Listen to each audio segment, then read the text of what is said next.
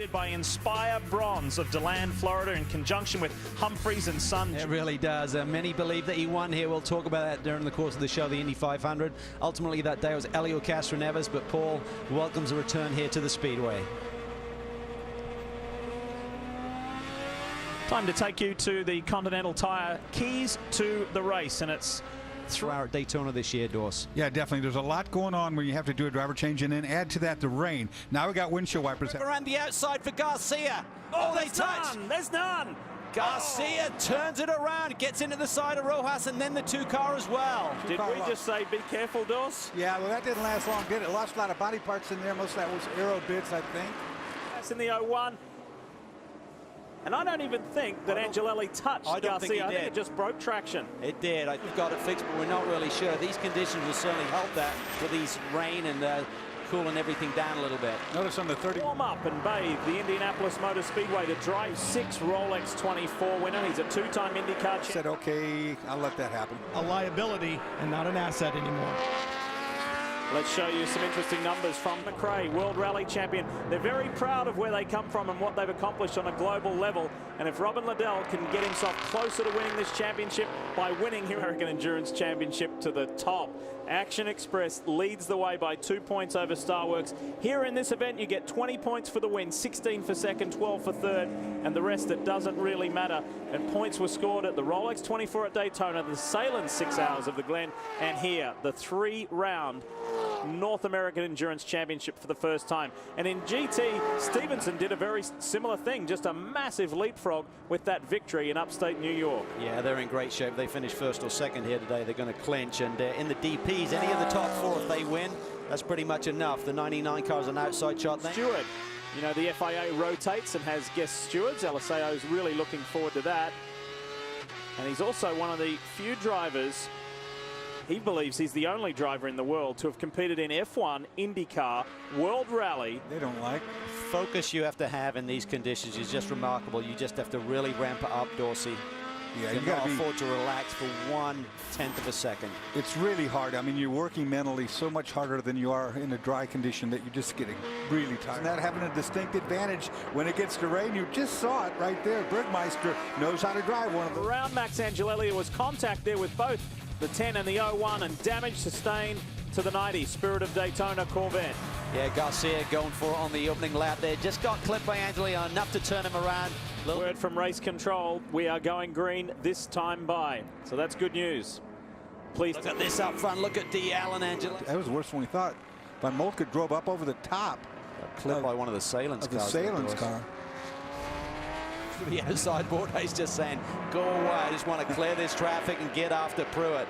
Oh, that's good. They Look made at that. A good run, right? Single-seater racing, had aspirations of racing here one day. Went to Europe in single-seaters, didn't work out, came back and resurrected his career at a young age in sports cars, and now he's a multi-time Grand Am Rolex Sports Car Daytona prototype champion. And we've got a new leader in the 40. VisitFlorida.com, Dempsey Racing Mazda. And there it is, slowly being pushed back behind the wall. Other advantage for the 2 car, they have 11 laps more fuel on board than both the 10 and the 8. There goes between the 5 and the 90. Let's check it out. Richard Westbrook is in the blue, number 90. Donahue on the inside in the 5. And it just got wrong for David. I mean, Westy gave him some room. Racetrack, the championship leader. Can he keep it going through that gravel trap? Come on, baby, dig, keep going. He gets it. He got through, no caution. 70, didn't turn it. Think about this. Bergmeister's fast laps at 1:30. Make that pass just past start finish. I was talking to Jordan Taylor before the race, and he said Bill Lester really doing a great job here. The delta between the two of them. Well, the Wheeling Corvette currently running. He's hoping that everybody else is going to have to come. Let's give it to him. It appears so. Just looks like Bourdais' car is hooked up. Took it to the outside, took it in deep on the brakes, takes the lead. Remember, he got more. Right there once he realized. I think he was going to try to get a payback right here, but it didn't work. I mean, for Ryan, I mean, he recognizes, hey, we as a team can still win this championship. Juan Pablo Montoya dodged a bullet there. Here we're not going to get a penalty on JPM, so. Your Bergmeister in the 66. Here they come. Don't forget, behind them, you got Jordan Taylor, Bill Aublin, Jeff Siegel. This is going to be fantastic run they're on right now. No positional changes in the top 4. For Ricky Taylor to be a hero here at Indy, they've got the star support.